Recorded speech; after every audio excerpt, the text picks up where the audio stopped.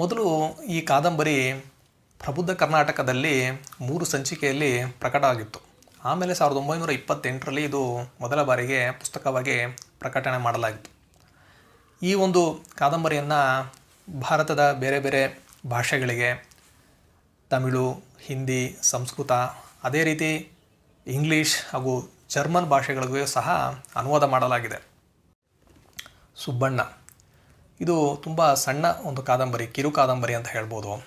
ಈ ಒಂದು ಸಣ್ಣ ಕಾದಂಬರಿಯಲ್ಲಿ ಮಾಸ್ತಿಯವರು ಒಂದು ಸಾಮಾನ್ಯ ಸಂಸಾರದಲ್ಲಿ ನಡೆಯುವಂತಹ ಸಾಧಾರಣ ಘಟನೆಗಳನ್ನು ಇಟ್ಕೊಂಡು ಈ ಒಂದು ಸಂಸಾರದಲ್ಲಿ ಇರುವಂತಹ ಸಂಬಂಧಗಳ ನಡುವೆ ಉಂಟಾಗುವ ವಿಷಯಗಳನ್ನು ತುಂಬ ಸೂಕ್ಷ್ಮವಾಗಿ ಅದನ್ನು ನೋಡಿ ಅದನ್ನು ಅವರು ಬರೆದಿದ್ದಾರೆ. ತುಂಬ ಪರಿಣಾಮಕಾರಿಯಾಗಿ ತುಂಬ ಸರಳ ಒಂದು ಭಾಷೆಯಲ್ಲಿ ಅದನ್ನು ಬರೆದಿದ್ದಾರೆ ಇವರು. ಅದೇ ಈ ಒಂದು ಕೃತಿಯ ಒಂದು ವಿಶಿಷ್ಟತೆ ಅಂತ ಹೇಳ್ಬೋದು. ಅಂದರೆ ಸರಳವಾಗಿ ಸಾಧಾರಣದ ವಿಷಯಗಳನ್ನ ಇಟ್ಕೊಂಡು ಒಂದು ಜೀವನ ಚಿತ್ರವನ್ನು ಇದರಲ್ಲಿ ರೂಪಿಸಿದ್ದಾರೆ. ಇದರಲ್ಲಿ ನಾವು ತುಂಬ ಲಾಜಿಕ್ಕಾಗಿ ಎಲ್ಲ ವಿಶ್ಲೇಷಣೆ ಮಾಡೋಕ್ಕೆ ಹೋಗಬಾರ್ದು. ಯಾಕಂದರೆ ಕೆಲವೊಂದು ನಾವೆಲ್ಸ್ ಏನಂದರೆ ಅವು ನಮಗೆ ಉಂಟು ಮಾಡುವಂತಹ ಭಾವನೆಗಳು, ಅಂದರೆ ಅದನ್ನು ಓದಿದಾಗ ನಾವು ಫೀಲ್ ಮಾಡ್ತೀವಿ. ಈಗ ನಾನು ಇದನ್ನು ಏನೇ ಕತೆ ಸಾರಾಂಶ ಹೇಳಿದ್ರೂ ಅಷ್ಟು ಇಫೆಕ್ಟಿವ್ ಆಗಿ ಇರೋದಿಲ್ಲ. ನೀವು ಅದನ್ನು ಓದಿದಾಗ ನಿಮಗೆ ಉಂಟಾಗುವಂಥ ಒಂದು ಫೀಲಿಂಗ್ ಇದೆಯಲ್ಲ, ಅದು ಇಂತಹ ಕಾದಂಬರಿಗಳಲ್ಲಿ ಮ್ಯಾಟರ್ ಆಗುತ್ತೆ. ಇದರಲ್ಲೂ ಅಷ್ಟೇ.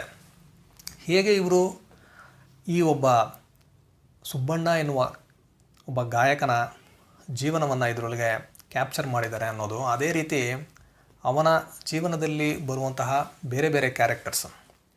ನನಗೆ ಇದರಲ್ಲಿ ತುಂಬ ಎಫೆಕ್ಟ್ ಮಾಡಿದ ಕ್ಯಾರೆಕ್ಟರ್ ಯಾವುದು ಅಂದರೆ ಸುಬ್ಬಣ್ಣನ ಮಡದಿಯಾದಂತಹ ಲಲಿತಾ, ಅವಳ ಒಂದು ಕ್ಯಾರೆಕ್ಟರ್. ಯಾಕಂದರೆ ಯಾವುದೇ ಒಬ್ಬ ಮನುಷ್ಯ ತನ್ನ ಜೀವನದಲ್ಲಿ ಏನಾದರೂ ಸಾಧಿಸಬೇಕಂದ್ರೆ ಅವನಿಗೆ ಯಾರದಾದರೂ ಸಹಾಯ ಬೇಕಾಗುತ್ತೆ. ಈ ಲಲಿತಾ ಕ್ಯಾರೆಕ್ಟರ್ ಏನಿದೆ ಅಂದರೆ ಅವಳು ಮಾಡುವಂತಹ ತ್ಯಾಗ, ಅವಳಿಗೆ ತನ್ನದೇ ಆದ ಆಸೆ ಆಕಾಂಕ್ಷೆ ಅನ್ನೋದು ಏನೂ ಇರೋದಿಲ್ಲ. ತನ್ನ ಗಂಡ ಏನು ಮಾಡ್ತಾನೋ ಅದೇ ಅವಳ ಆಸೆ ಆಕಾಂಕ್ಷೆ, ಅವನ ಮಾತನ್ನು ಮೀರೋದಿಲ್ಲ. ಈ ರೀತಿಯ ಒಬ್ಬ ಮುಗ್ಧ ಮಹಿಳೆಯವಳು. ಅವಳ ಒಂದು ತ್ಯಾಗ ಏನಿದೆ ಅದು ನನಗೆ ತುಂಬ ಇದರೊಳಗೆ ಮನಸ್ಸಿಗೆ ತುಂಬ ಪರಿಣಾಮ ಬೀರಿದಂತಹ ಒಂದು ವಿಷಯ ಅಂತ ಹೇಳ್ಬೋದು.